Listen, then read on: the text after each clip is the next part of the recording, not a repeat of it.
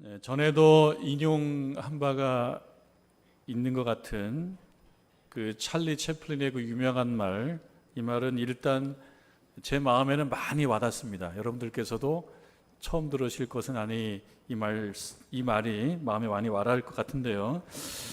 인생은 가까이서 보면 비극이지만 멀리서 보면 희극이다. 일단 마음에 와닿습니다. 어떤 뜻으로 얘기했는지는 정확히 모르겠어요. 그러나 일단 마음에 와닿습니다. 인생은 가까이에서 보면은 비극이다.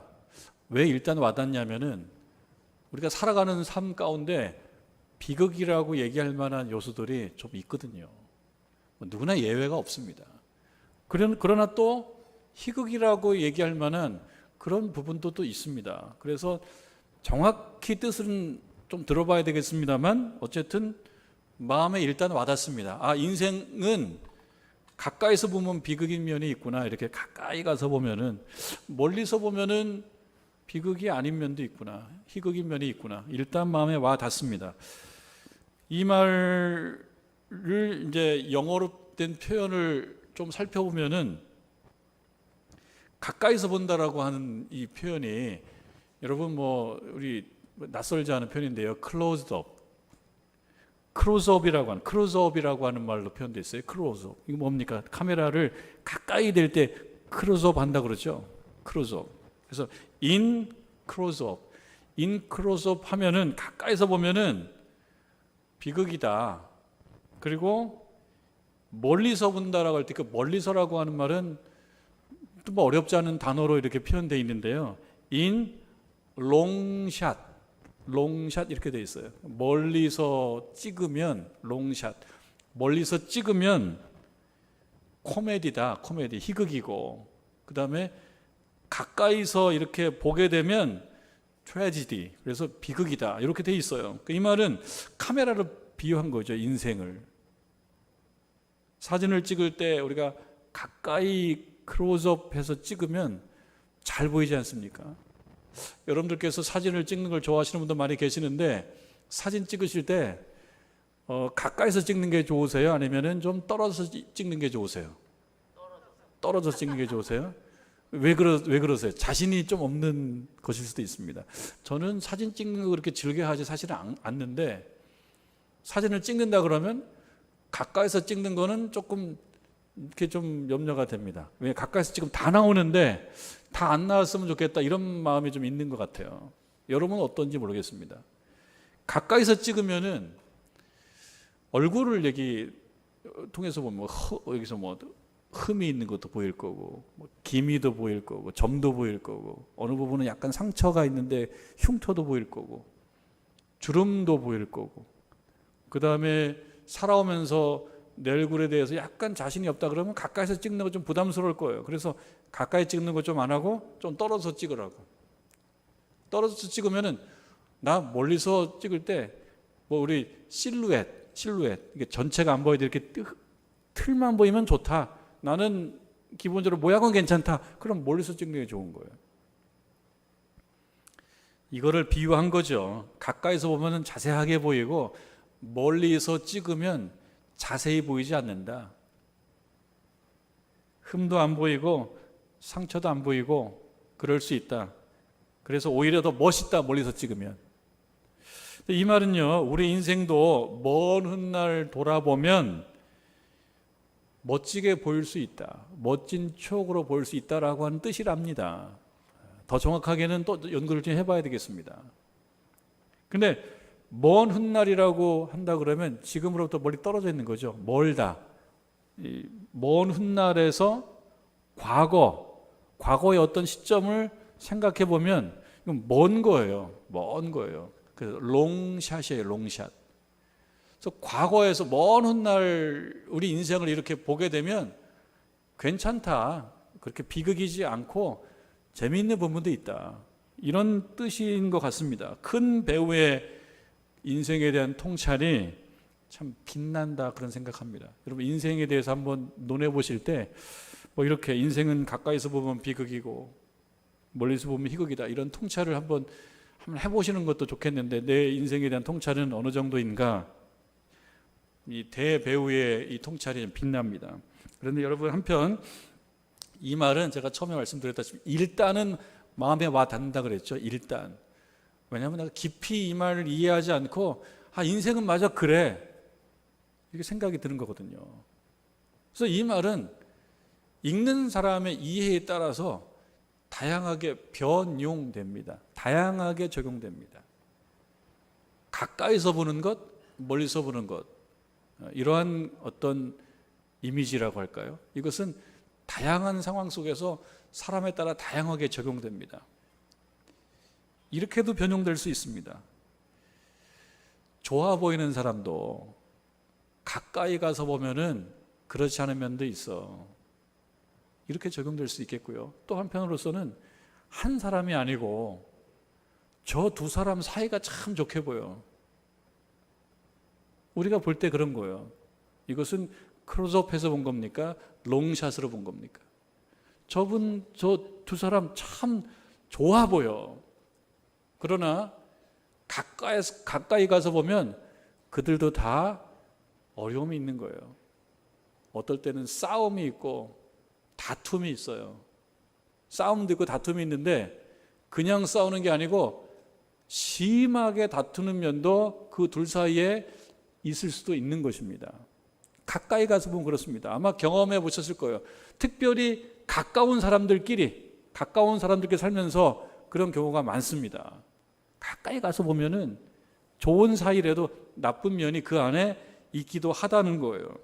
여러분, 그래도 그렇지. 우리가 지금 성경 말씀을 통해서 계속 따라가면서 보고 있는 그 신앙의 거장 이 두 사람, 그래도 그렇지.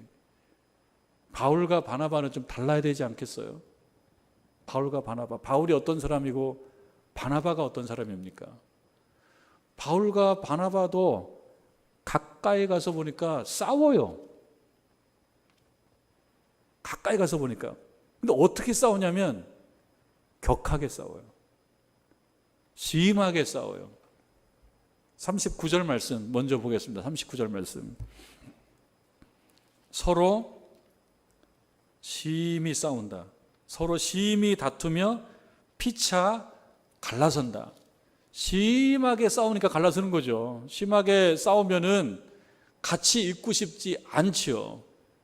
마음이 그냥 화가 막 나죠. 심하게 싸우니까 부정적 감정이 엄청 커지죠. 그래서 갈라져 버립니다. 갈라져 버리면 시원하냐? 갈라질 때는 시원한데 시간이 조금 지나면 그 감정이 또 날아가요. 심하게 싸울 때의 그 부정적 감정, 아주 커다란 부정적 감정이 또 날아가면서 뭐가 남습니까? 상처가 또 남아요. 그러니까 사실 심하게 싸우고 갈라선다라고 하는 것은 힘든 일입니다. 그러니까 이 부분이 짧게 묘사되어 있어 그렇지 바울과 바나바도 심하게 싸웠고 심하게 싸운 결과 그 마음에 상처가 있을 거예요. 그 상태로 살아가는 모습을 보게 됩니다.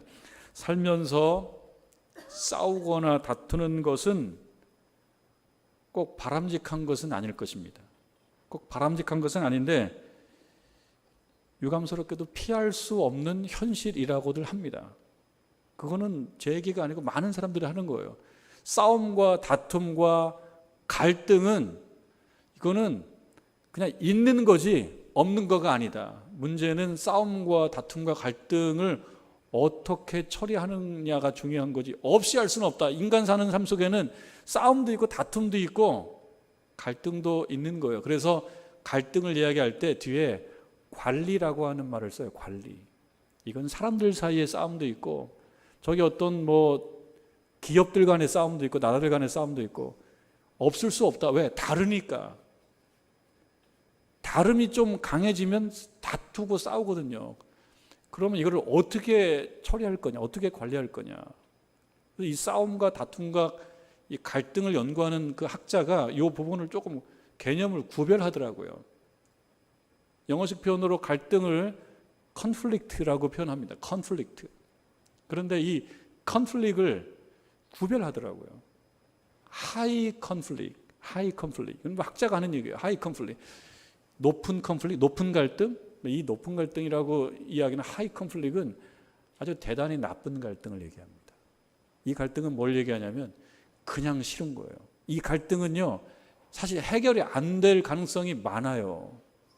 그런 경우 있습니까? 없습니까? 일단 싫어요. 그래서 좋은 거는 다 빼내요. 좋은 거는 나 안 본 거야, 이렇게. 나 안 본 거야. 좋은 거는. 나쁜 갈등인데요. 말하자면 정치적 상황 속에서 이런 일들이 많이 벌어지면 일단 나쁜 거예요. 근데 이것이 심하면은 정치 문화가 굉장히 낮다고 후진적이라고 얘기합니다. 그리고 좋은 갈등도 있습니다. good conflict.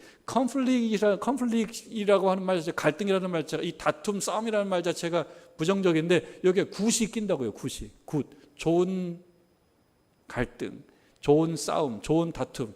다툼과 싸움 자체가 굉장히 유감스럽고 상처를 남기는데, 그러나 엔딩은 해피엔딩이다.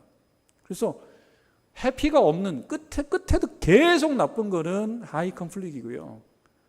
그러나 이것을 잘 극복했을 때 결과를 좋게 만들 수 있는 것은, 이거는 굿 컨플릭이라 하는 거예요. 그러니까 우리들에게 한 가지 희소식인 거지. 우리도 다투고 싸우고 갈등하는데 끝까지 나쁜 거는, 이건 정말 배격해야 되는 갈등이고, 그러나 내가 어떻게 하느냐에 따라서 이건 그 안에서 굿도 만들어질 수 있다. 굿니스도 그 안에서 만들어질 수 있다. 이 갈등 속에도. 이것이 희망인 거예요. 그리고 이 희망을 사실은 좀 키워야 되는 거예요. 만약에 굿을 거기서 키우지를 못하면 이 컨플릭은 그냥, 갈등은 싸움과 다툼은 그냥 싸움과 다툼일 뿐이에요. 결코 좋을 수가 없어요. 결코 좋을 수가 없어요. 바울과 바나바가 안디옥에서 파송했어요. 안디옥에서 파송해서 정말 이곳저곳 가서 전도했습니다. 여러분, 우리 사도행전 보면서 아시다시피 어느 도시에 가서는 맞아 죽을 뻔한 일도 있었어요. 그리고 포기하지 않고 계속 복음 사역을 했던 사람들입니다. 바울과 바나바는 동고동락이라고 하죠. 동고동락을 한 사람이 바울과 바나바입니다. 그리고 안디옥으로 돌아왔죠. 돌아와서 이제 교회를 또 견고하게 하는데, 유대로부터 어떤 유대인이 와서 교회를 힘들게 했다고 그랬죠. 그 앞에. 그래서 뭐라고 얘기하냐면, 바울과 바나바가 저기 이방 지역을 다니면서 전도했던 그 복음 메시지하고 전혀 다른 이야기를 하고 있는 거예요. 무슨 얘기냐면, 기독교인이 되고자 한다면 반드시 할례를 받아야 된다. 그렇지 않은 복음을 전해서 안디옥 교회가 커가고 있는 거거든요. 그런데 유대로부터, 예루살렘 교회로부터 와서 어떤 사람들이 하는 말, 기독교인이 되고 싶다면 반드시 할례를 받아야 된다. 이거는 반드시다. 여기 벌써 이제 교회가 어려움을 겪는 거예요. 그런 메시지가 없었거든요. 교회가 점점 어려워지니까 이제 교회에서 어떤 해결 방안을 강구를 해야 되는 상황입니다. 그래서 교회에서 바울과 바나바를 중심으로 어떤 파견 조직을 만들어서 저 예루살렘 교회 공동체 본부에 보내요. 이 문제를 좀 결론을 지어달라고. 왜? 지금 우리 교회가 힘들다고. 우리 교회가 지금 어떤 사람들이 와서 기독교인이 되려면, 교인이 되려고 그러면 반드시 할례를 받으라고 한다고. 이건 뭐예요? 유대인이 되지 않으면 기독교인이라고 볼 수 없다는 얘기를 하고 싶은 거예요. 유대인이 돼야 된다. 이거는 유대인이 아는 사람들 입장에서 보면은 사실 거의 폭력과도 같아요. 강제로 하게 하는 거예요. 반드시 할례를 받아야 된다. 이거 유대인의 전통이지 않습니까? 이 사절단을 예루살렘으로 보냈지 않습니까? 그래서 예루살렘에서 이 주제를 놓고 아주 심각하고도 격렬한 회의를 합니다. 막 난상 토론도 하고, 그리고 그런 가운데 베드로가 일어나고 야고보가 일어나서 자신들의 경험을 기초로 해서 이 문제를 정리를 해주죠. 베드로가, 여러분 아시다시피 베드로도 유대적 전통에 충실했던 사람인데 어느 날 기도할 때 하나님께서 환상을 보여주셨던 그 경험이 있지 않습니까? 하나님께서 거룩하다고 한 것을 속되다 하지 말아라. 이거는 속된 거라 먹을 수 없습니다. 이건 속된 거라 먹을 수 없습니다 라고 하는 얘기를 누구에게까지 하고 있냐면 하나님에게까지. 하나님 이건 아니잖아요. 제가 배운 바 그 틀려요. 하나님 이건 아니에요 라고 하니까 하나님께서 내가 맞다고 한 것을 네가 틀리다고 하지 말아라. 그걸 3번씩이나 그런 환상을 경험하고, 그리고 베드로가 그 말씀에 설복돼서 고넬료 집에 가서 말씀 전하고 거기서 기도하고 은혜를 경험하지 않습니까? 이 경험을 기초로 베드로도 이 문제, 안디옥 교회 문제를 정리해주고, 그리고 야고보, 주의 형제 예수님의 형제 야고보도 이 문제를 두고 정리를 해줍니다. 그래서 여러분, 우리가 잠깐 넘어왔는데 15장 29절 말씀으로 정리한 거예요. 우상의 제물과 피와 목매어 죽인 것과 음행을 멀리할지니라. 이거 말고는 안디옥 교회를 비롯한 이방 교회 교인들에게 유대 전통의 부담과 짐을 지게 하지 말자. 그리고 이방 지역의 교회들도 이런 정도에서 우리하고 합의해 주면 좋겠다. 유대인들도 살고 이방인들도 살고, 이렇게 정리를 해준 거예요. 그러니까 성과가 있는 거죠. 이 사절단 예루살렘 기독교 공동체의 조직을 만들어서 가서 그 문제를 제기했던 이 사절단에 효과가 있는 겁니다. 그리고 돌아왔습니다. 잘한 거죠. 돌아와서 바울과 바나바는 다시 안디옥에 있는 여러 교인들을 또 말씀도 가르치고 또 그런 일을 해요. 15장 35절에 보면 바울과 바나바는 안디옥에 유하며 수다한 다른 사람들과 함께 주의 말씀을 가르치며 전파했다. 안디옥에서 말씀을 가르치고 전파하는 일을 계속 하던 중 36절 오늘 읽은 말씀, 며칠 후에 바울이 바나바더러 말합니다. 동고동락했던 바나바에게 뭐라고 얘기하냐면, 우리가 주의 말씀을 전한 각성으로 다시 가십시다. 여러분, 이렇게 되어 있기 때문에 별거 아닌 것 같습니다만 이거 좀 풀어보면요, 이런 거예요. 바울이 바나바에게 뭐라고 얘기하냐면, 우리가 주의 말씀을 선포한 여러 도시로 신도들을 다시 찾아가서 살펴보십시다. 어떻게 살고 있는지. 여러분들이라면 뭐라고 대답하시겠어요? 여기서 서울에서 수원 정도의 거리가 아닙니다. 서울에서 부산 정도의 그런 거리도 아닙니다. 안디옥에서 구브루섬, 지금 키프루스, 우리 비행기 타고 가야 되는 거리예요. 키프루스에 갔다가 다시 터키로 갔다가 거기서 여러분 아시죠? 비시디아, 안디옥, 이고니아, 루스드라 막 다녔던 이곳에 다시 한번 가십시다. 여러분들께서 이 말씀을 들으신다면 어떻게 대답하시겠어요? 됐어. 그만해. 됐어. 아유, 어지간히 해야지. 어지간히. 아니 신자들 살피고 돌보는 거 그거 반대하는 거 아니지만 어지간히 해야지. 아니 엊그저께까지 그렇게 지금 몸도 안 풀렸는데 또 가자고? 이럴 수 있는데 바나바가 여기 말씀에 보면 거절하지 않아요. 여러분, 이런 생각 해봅니다. 관심이 바로 삶이다. 동의하실 수 있으실까요? 관심이 바로 삶이다. 관심이 없으면 아무런 관심이 없으면 그냥 있는 거예요. 그런데 관심이 있고 그것도 큰 관심이 있으면 움직이기 시작합니다. 생각이 움직이기 시작하고, 생각이 움직이면 몸이 움직이기 시작해요.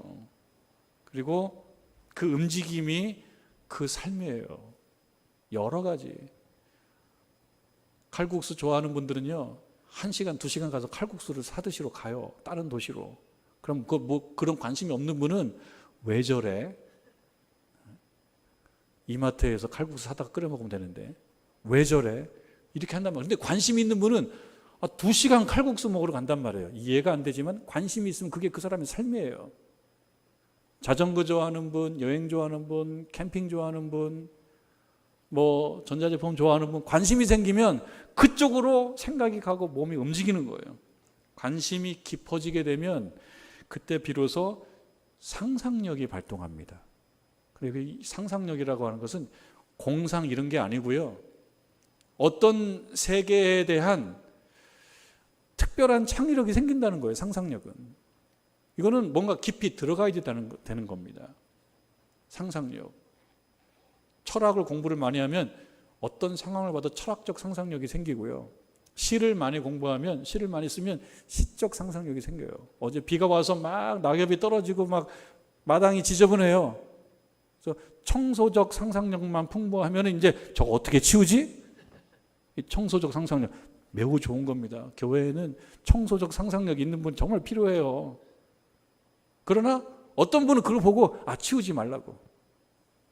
제가 어제 토요일 오후에 우리 시설관리부장님, 양장로님과 우리 부원들이 청소하는데 제가 그 낙엽은 너무 싹싹 쓸지 마시라고.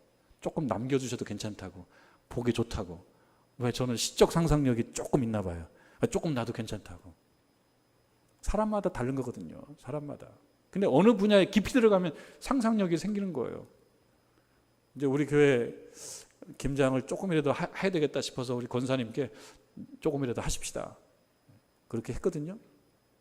아무나 담글 수가 없어요. 김장적 상상력이 있는 분이 해야 돼요. 아무나 막 소금 막 넣고 아무나 절이면 안 돼요. 상상력이 형성된 분이 약간 지도를 해줘야 돼. 제가 가서 지도하면 좋은 김치가 안 나옵니다. 저는 어깨너머로 들어서 입으로만 하는 김장 솜씨거든요. 근데 실제 김장에 상상력 있는 분이 해야 되는 거예요. 왜? 생각이 그쪽으로 갑니다. 그쪽으로 가요. 여러분 어떤 상상력이 여러분들에게 형성되든지 자유이지만 어쨌든 관심이 있으면 그게 삶입니다. 움직입니다. 바울은요. 무슨 상상력이에요? 눈만 뜨면 그 신자들, 눈만 뜨면 내가 전도했던 그 신자들 지금 잘 살고 있는지 살펴보러 가고 싶은 거예요. 누가 보면 어지간히 해. 그런데 눈만 뜨면 그 얘기 하고 싶은 거예요. 사도 바울은. 근데 바나바도 마찬가지인 거예요. 바나바도. 그렇게 다녀왔는데 또 가겠대요. 그러니까 이 두 사람에게는 어떤 상상력이 생긴 겁니까? 사랑의 상상력, 선교적 상상력, 신앙사역적 상상력이 생긴 거예요. 아무나 할 수 없습니다. 이거는 한참 해야지 생기는 겁니다. 찬양적 상상력, 기도적 상상력 이런 용어는 없지만 찬양, 기도에 뭔가 막 생각이 돌기 시작하는 분들은 그 방면에 어떤 경험이 있어서 그런 거예요. 그런 의미에서 여러분 신앙적 상상력은 누구나 예외 없이 반드시 형성하시길 바랍니다. 나는 그거 싫어. 칼국수는 싫어해도 되고 수제비는 싫어해도 괜찮아요. 그건 누가 뭐라고 안 해요. 등산은 안 가도 괜찮고 자전거 안 타도 괜찮아요. 그건 취미에 따라 달라요. 그러나 우리들이 신앙적 상상력은 예외가 없어야 돼요. 예외적 상상력, 기도적 상상력은 예외가 없어야 돼요. 나는 그거 별로 안 좋아해. 그거 안 좋아할 권리가 없어요. 중학교에 고등학교에 입학한 학생들이 나는 원래 수학은 안 좋아해. 그렇다고 누가 그거를 곱게 봐주지 않는단 말이에요. 그냥 해야 될 거 하는 거예요. 신자들에게 있어 신앙적 상상력은 필수다. 그런 점에서 바울과 바나바는 의견이 같았습니다. 이 선한 일, 이러한 극성스러움 때문에 오늘날 우리들도 전도가 돼서 신자가 된 겁니다. 그들 때문에, 그런 극성 때문에. 그래서 드리는 말씀은요, 이들처럼 이러한 초극성까지는 아니더라도 얼마간의 극성은 우리들에게도 필요하다.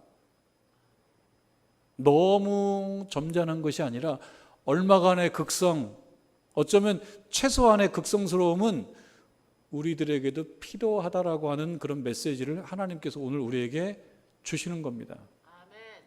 여러분 신앙생활에 있어서 이런 사랑에 있어서 어느 정도의 극성스러움은 반드시 장착하시길 바랍니다. 아멘. 그래야지 가는 것입니다. 자, 그런데 이 선한 일, 선한 의도에 있어서는 두 사람의 의견이 같았어요. 근데 일을 하다 보니까 부딪힙니다. 일을 안 하면 괜찮은데 뭘 하자 그러니까 부딪혀요. 여러분 37절에 바나바는 마가라 하는 요한도 데리고 가자 하나.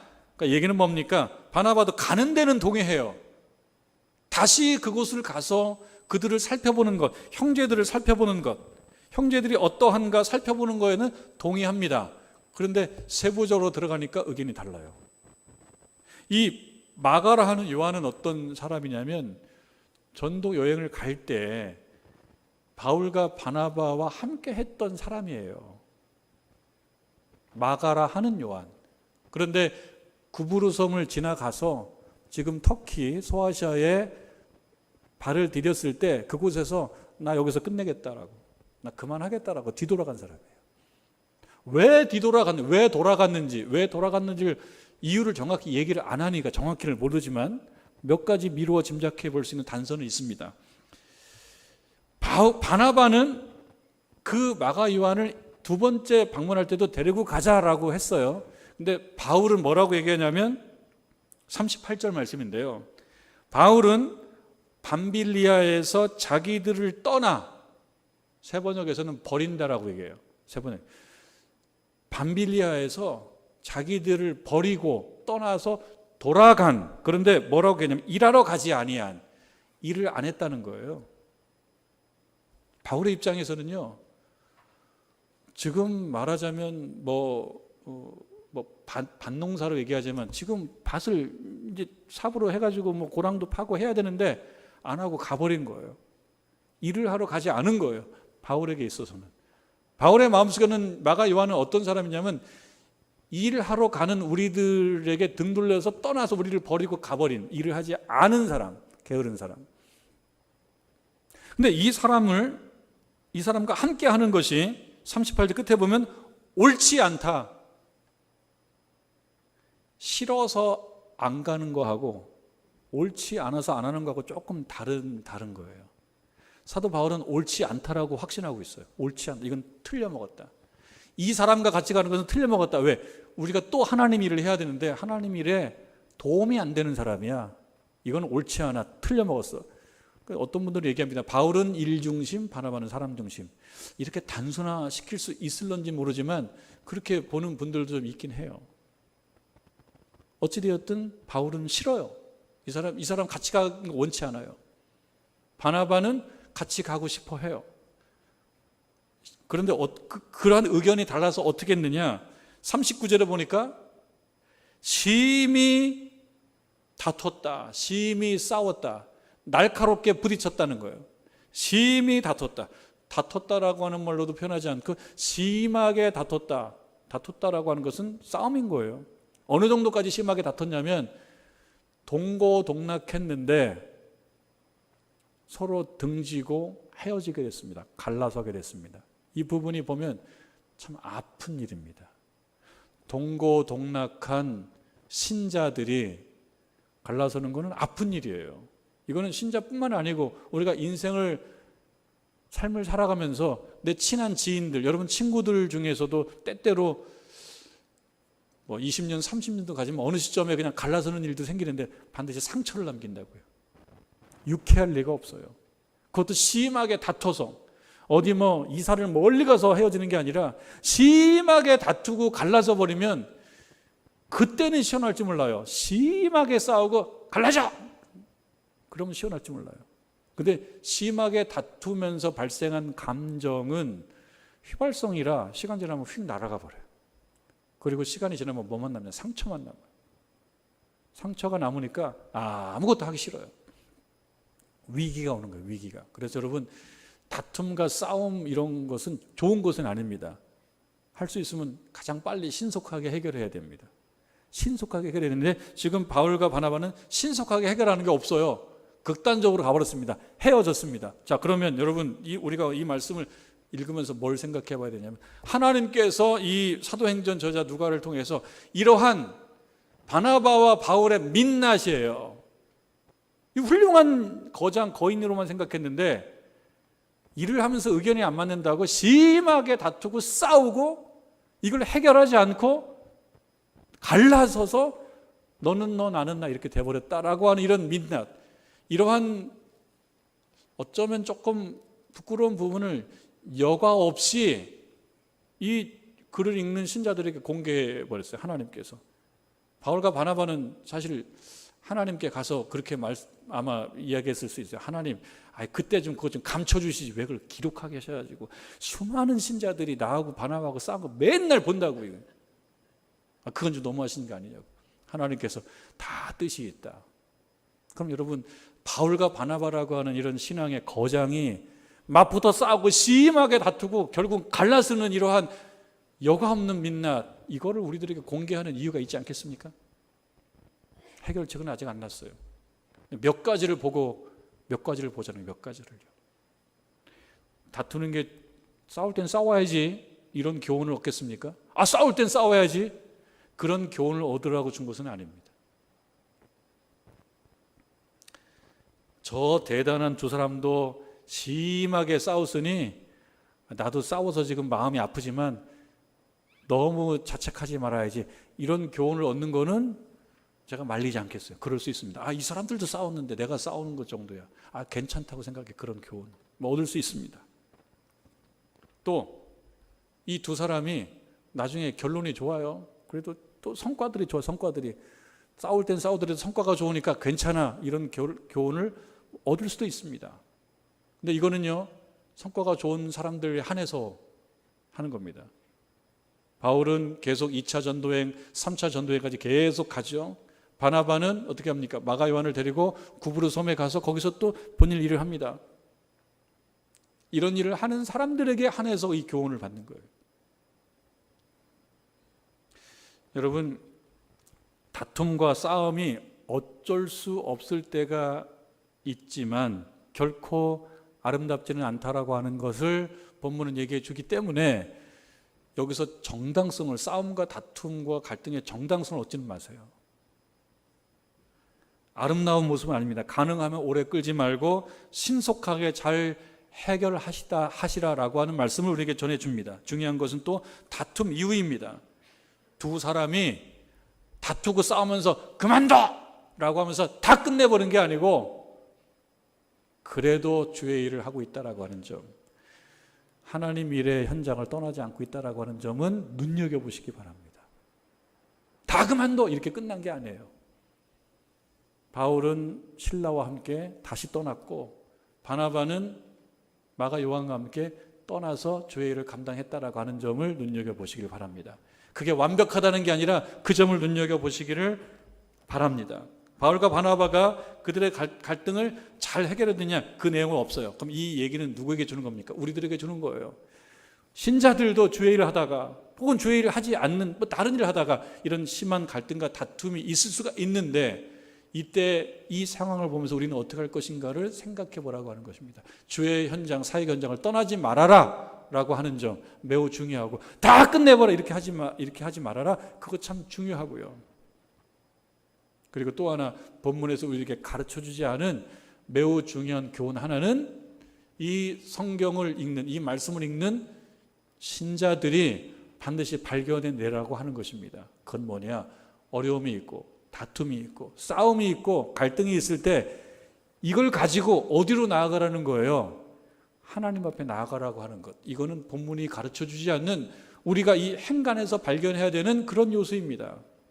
어려움이 있을 때, 다툼이 있을 때, 싸움이 있을 때 하나님께 가지고 나와라. 조건이 하나 있어요. 이건 중요합니다. 이 조건을 말씀드리고 말씀을 마무리하겠는데, 이 조건이 참 중요합니다.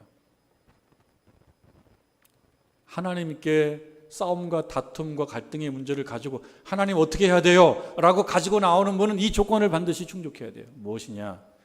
하나님께서 뭐라고 말씀해 주시든 반드시 순종할 것. 가지고 나왔는데 내 생각과 다른 답을 주셔. 못 들은 척. 그게 아니고 하나님께서 예배 가운데, 기도 가운데, 하나님과 상담 가운데 주시는 결론과 해결책을 내가 반드시 들었다면 반드시 순종할 것. 미루지 말 것. 신속하게 실천할 것. 그렇지 않으면 하나님의 평화가 내 삶 가운데 이루어지지 않는다는 것을 아시고 신속하게 실천할 것을 다짐하시고 하나님 앞에 이 문제를 꼭 가지고 나와서 하나님의 해결책을 받고 돌아가는 여러분 되시기를 주님의 이름으로 축원합니다.